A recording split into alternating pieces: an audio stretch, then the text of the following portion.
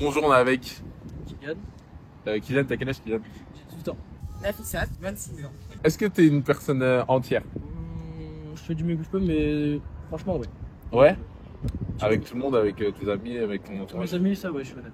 Vraie, entière. Personnellement, je peux pas me juger, mais d'après les gens, oui. Et d'après quels gens? Mes collègues et mon entourage. Ça, c'est d'après ton entourage, mais toi, comment tu vois que t'es une personne vraie, entière? Parce que je le sens. Comme ça. Comme ça. Comment tu te vois en tant que tel, en tant que personne honnête ou, comment ça se caractérise chez toi? Bienveillant, quelqu'un à qui on peut faire confiance. Quelqu'un. Ouais, une très bonne personne. Je pense que je suis comme ça. Dans quel contexte tu pourrais être une personne fausse? Quand on est faux avec moi. En gros, c'est... Oui, pour moi, c'est ça. Pour être enfant, c'est clair. Ouais. D'accord. Ouais. Et pas dans d'autres contextes, par exemple, je sais pas, souvent le travail ou quoi que ce soit, on peut faire semblant de, tu vois. Alors, moi, dans le travail, pas du tout. Ouais. Quand ça va pas, ça va pas. Tu n'existes plus pour moi. C'est tout. Ouais, c'est ça. Merci Nafissat. Non, je rigole, il y a encore quelqu'un qui dit ça. Du moment qu'on me fait quelque chose de sale, après, je peux être assez méchant. Mais tant qu'on est correct, je vais toujours être correct. Ok. Genre, tant qu'on est vrai avec toi, t'es vrai Sans avec les problème, gens. sans problème. Ok. C'est quoi une personne fausse pour toi? C'est une personne hypocrite, je vais dire, mauvais, méchant, et qui mal parle de toi derrière toi, en fait. Pour moi, c'est ça une personne fausse. Et l'hypocrisie, tu le caractérises comment? Hypocrisie. Quand une personne te montre un autre visage en face, et derrière toi, t'apprends qu'il parle mal de toi. C'est comme ça, voilà. Moi, c'est ce que je caractérise. Est-ce que pour toi, être vrai et entier, c'est difficile? Genre, dans la vie de tous les jours Alors, quand on a des bons amis, en vrai, c'est pas si compliqué parce que c'est dans les deux sens, mais il y a des moments où être trop gentil, c'est se faire avoir.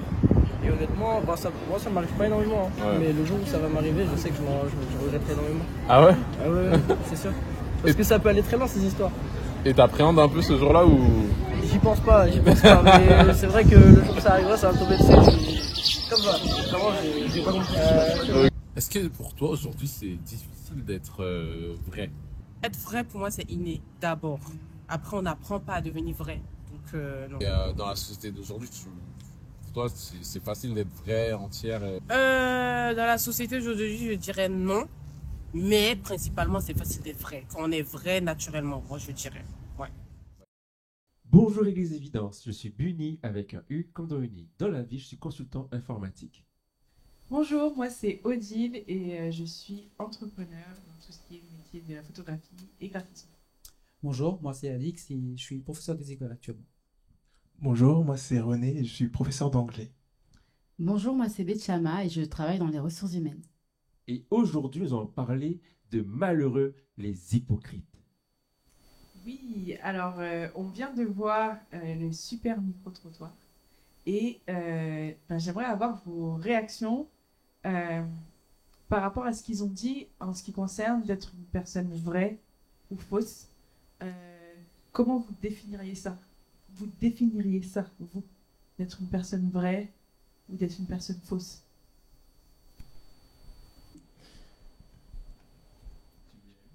Je vais y aller. Je pense qu'elle a un peu plutôt bien abordé la question en disant avoir un visage devant la personne et après derrière faire des commentaires ou dire des choses qui sont c'est pas forcément positives. Donc c'est un peu un aspect pour moi du fait d'être quelque part, avoir cette hypocrisie et ne pas être sincère dans la relation en fait. Donc ce serait un premier aspect que je m'en souviens. Ouais. Moi, il y a un point que du coup le jeune homme a souligné. Il a dit que c'était facile d'être vrai avec ses amis. Et je trouve ça particulièrement intéressant parce que du coup, peut-être que c'est vrai, on n'a pas ces filtres-là avec les personnes avec qui on est en confiance.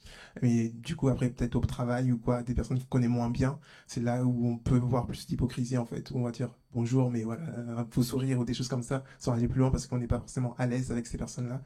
Et je trouve ça intéressant en fait, la sphère amitié puis professionnelle en fait. C'est là aussi qu'on peut déceler de l'hypocrisie des fois et c'est assez intéressant.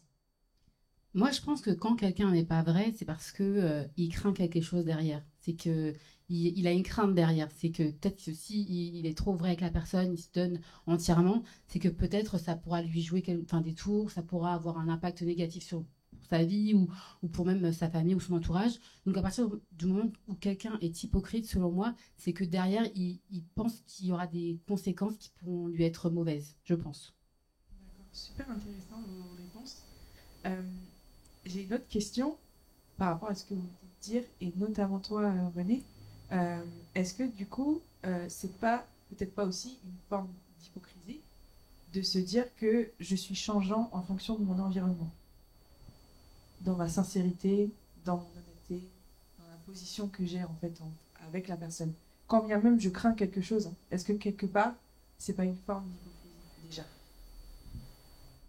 Alors moi, par rapport à ça, je dirais qu'en fait, je serais un peu nuancé dans le sens que peut-être des fois, les personnes n'ont pas cette maturité pour comprendre qu'ils sont hypocrites, en fait. Ils n'ont peut-être pas cette maturité, je vais pas tout de suite jeter la pierre. Peut-être des fois, les personnes n'ont pas cette maturité, et ce qui fait que ils ont ce comportement-là, en fait. Ils ne réalisent pas que ils n'ont peut-être pas les ressources pour comprendre que je peux être sincère sans forcément aller, comme tu disais, en profondeur dans la relation, en fait. Moi, comment je gère ça dans ma vie personnelle, c'est que déjà, j'ai quelques principes, c'est que je parle pas, même si je discute d'un sujet, si je discute pas avec toi en face de toi, je n'irai pas le dire après, en fait. Je parle après avec qui que ce soit, j'en parlerai pas. J'ai déjà ce principe-là. Ensuite, le deuxième principe, c'est que, comment dirais-je, j'aborde des choses sur lesquelles, avec la personne dans ma relation, sur lesquelles je peux dire ce que j'ai à dire, en fait. Si c'est pour être hypocrite, j'aborderai pas le sujet, en fait. Donc, c'est deux choses que je mets en pratique dans ma vie qui m'aident à ne pas l'être, ou en tout cas à amoindrir cet aspect dans ma vie. Après, voilà, je pense qu'on grandit tous et quelque part on est en perfectionnement. J'aime beaucoup ce que tu dis, du point de vue où en fait on peut être vrai avec tous, peu importe le contexte, sans pour autant aller dans la profondeur avec tous et toutes. Et ça fait pas de nous, du coup, quelqu'un d'hypocrite si on va pas dans dans ces eaux-là avec ces personnes-là. Et non, je trouve ça super, super intéressant pour le coup. Ouais. Tu veux ajouter quelque chose, Benjamin? Ok, t'inquiète. Moi, en fait, par rapport à être vrai et réservé, en gros, tout le monde n'est pas dans ma vie privée, mais on peut partager en surface. Et par rapport à vraiment l'hypocrisie, pour moi, c'est vraiment dire une chose un jour et le lendemain dire l'opposé. Pour moi, c'est vraiment ça, pour moi, avoir un double discours, en fait. Très intéressant parce que j'avais posé la question, est-ce que l'hypocrisie finalement ça concerne que ça? Est-ce que parce que on parle d'hypocrisie mais on parle aussi de fausseté, on parle de duplicité, d'être double. Alors est-ce que quelque part ça dépasse pas la sphère des relations ou de mon environnement quelque part? Est-ce que si on peut se scanner là 2 secondes, moi y compris, est-ce que quelque part on fait pas preuve de duplicité? Souvent. Moi, je différencie le fait d'être différent en fonction de la situation de l'hypocrisie. C'est vrai que je rejoins Bunny quand tu dis aujourd'hui j'ai un discours et demain je peux en avoir un autre. Au milieu du travail, tu vas me voir, je suis sérieuse, je vais pas rire aux éclats et pourtant je suis moi. C'est juste que le cadre fait que je sais que je suis dans le travail, donc je suis sérieuse, je viens à l'heure, je repars à l'heure. Chez moi, tu vas me voir, déjà, je vais pas porter forcément la même tenue, je vais pas forcément parler de la même manière. C'est juste qu'il y a un cadre et je trouve pas que ce soit hypocrite de fonctionner en fonction de son cadre. Ça veut pas dire qu'on est faux ou qu'on n'est pas vrai, quoi. D'accord, très bien, merci pour ta réponse. Alex, tu voulais réagir? Non, je pense que si on se scanne, oui, je pense qu'il y a forcément. C'est là où comment dirais-je, j'émets l'idée que finalement on est en perfectionnement, en fait. Si on se scanne, forcément, par rapport au Seigneur ou à d'autres personnes, forcément on voit des choses sur lesquelles on va progresser. Forcément, c'est indéniable. Et d'où ma question suivante. Selon vous, comment Dieu caractérise et définit l'hypocrisie? Déjà, je crois que là, dans le contexte, il s'adresse surtout aux pharisiens, aux scribes. De quel contexte tu parles? De Matthieu, je crois. Ok. Dans le contexte de Matthieu, il s'adresse aux pharisiens, aux scribes, et qui dit de faire des choses qu'eux-mêmes ne font pas. Et je pense qu'il y a même une gravité, puisque finalement, il arrive à dire qu'il prive des gens de rentrer dans le royaume des cieux, ce qui est rien de pire finalement. Donc c'est vraiment quelque chose qui est très grave en fait, en réalité. Après, ouais, je pense que il y a déjà dans ce contexte-là, quoi. C'est ceux qui disent de faire des choses et finalement qui eux-mêmes ne les vivent pas et, voilà, et qui font semblant d'une certaine apparence et qu'en réalité, ben, quand tu creuses, quand tu vas au fond, et après, ça reste toujours le principe, c'est que c'est Dieu qui sonde les cœurs et les reins. Donc, voilà, c'est chacun avec Dieu en fait. Est-ce que tu peux me reposer la question? Comment, selon toi, Dieu caractérise et définit l'hypocrisie? Pour moi, quelqu'un qui, enfin, selon comment Dieu caractérise l'hypocrisie, c'est quelqu'un qui n'est pas sincère. Pour moi, c'est, en gros, viens avec ce que t'es, ce que tu es, comment t'es. C'est quelqu'un qui n'est pas sincère. Donc, en gros, si t'es pas sincère, ben, tu peux pas créer une relation, tu peux pas faire quelque chose de profond, tu vois. Donc, pour moi, c'est un manque de sincérité, en fait. Ouais, non, c'est ça. Et du coup, quand on regarde par rapport à Dieu et en fait et à la façon dont on est amené à nous approcher de lui, en fait, Dieu nous invite toujours à nous approcher de lui avec un cœur pur, un cœur honnête, en toute humilité, en toute sincérité, parce que Dieu nous connaît tel qu'on est vraiment. Et je pense que, enfin, devant Dieu, en fait, on peut pas être hypocrite, en fait. Dieu voit tout, Dieu connaît toutes choses.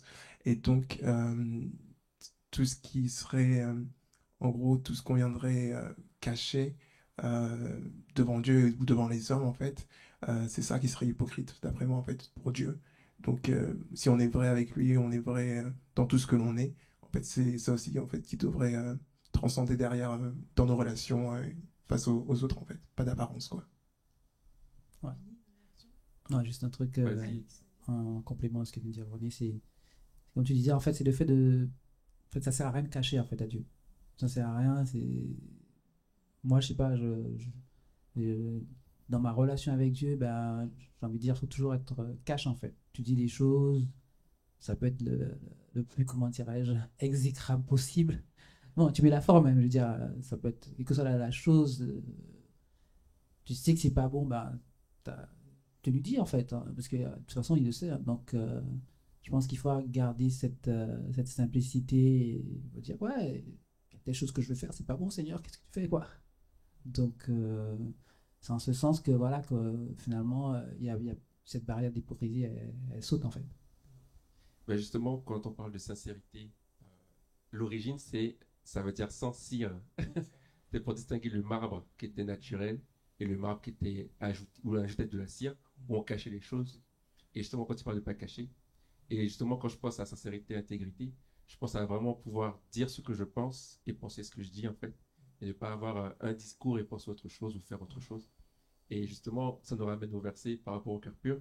Oui, Benjamin a dit un truc très très intéressant tout à l'heure, qui est très vrai, c'est que c'est très difficile de bâtir une relation avec quelqu'un s'il n'y a pas de sincérité. Et le verset, il nous dit « Heureux ceux qui ont le cœur pur, car ils verront Dieu ». Donc on voit quand même ce lien relationnel qui est là, du fait que si tu n'arrives pas à avoir une sincérité et une honnêteté, voir Dieu va être très compliqué. Et quelles sont vos pensées par rapport à ça? Parce que c'est quand même une promesse magnifique. Pardon. Mais Dieu parle quand même de cœur pur. Et par nous-mêmes, c'est quand même très difficile d'avoir un cœur pur. Donc, quelles sont vos réactions par rapport à ce verset et par rapport à tout ce qu'on vient de voir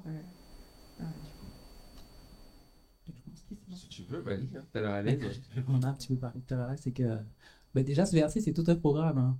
Je pense qu'il faut être réaliste. C'est tout un programme et bah, je crois que ça, par rapport à ce verset, c'est bien comprendre. En fait, moi, la manière dont je vis ce verset, c'est déjà ta position en Christ en fait qui te donne ce statut en fait de cœur pur vis-à-vis de Dieu. Je crois que c'est déjà ça.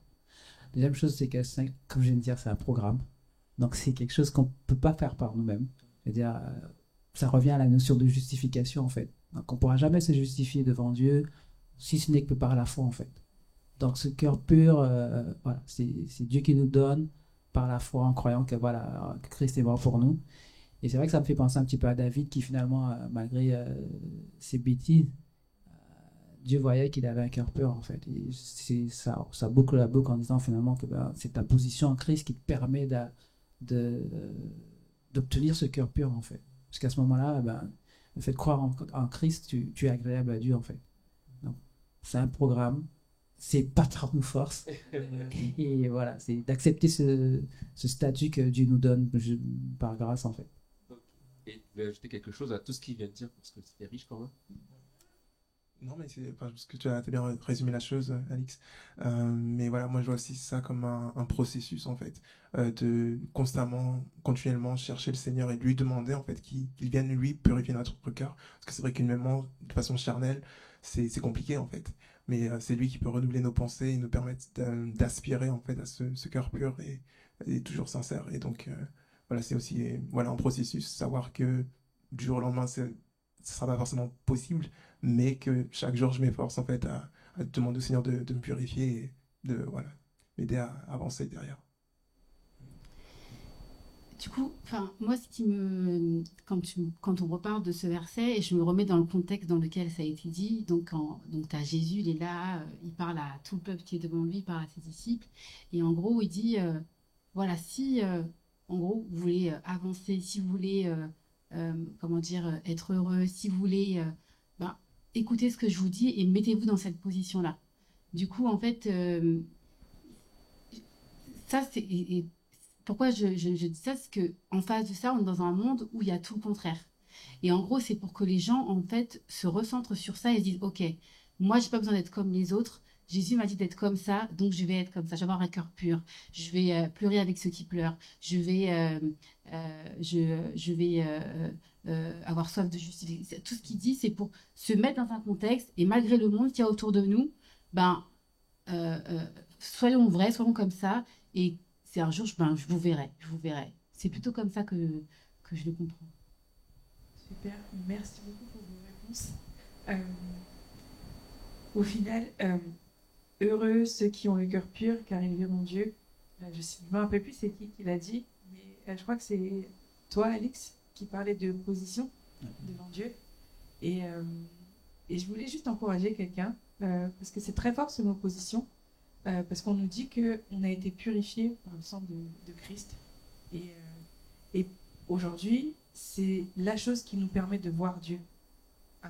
Et comme tu disais, René, je pense que c'est important que cette œuvre de purification, qui ne s'arrête pas que quand on est sauvé et qui continue, on puisse toujours rester dans cette position où on permet en fait à Jésus-Christ de nous purifier pour qu'on puisse le voir, justement. Et c'est ce qui va aussi... nous permettre de rester vrai, comme tu disais, Betchama, peu importe les environnements et peu importe ce qui se passe ailleurs, comme on a rencontré cette pureté et qu'on est purifié en plus par ce Dieu pur, on demeure pur, honnête, sincère dans les environnements malgré qu'on puisse voir le contraire. Voilà, je voulais juste encourager quelqu'un à vraiment se positionner en Christ s'il veut voir Dieu et avoir ce cœur pur. Je vous dis à bientôt pour une prochaine capsule. Merci d'avoir été avec nous. Au revoir, Évidence. Au revoir. Au revoir.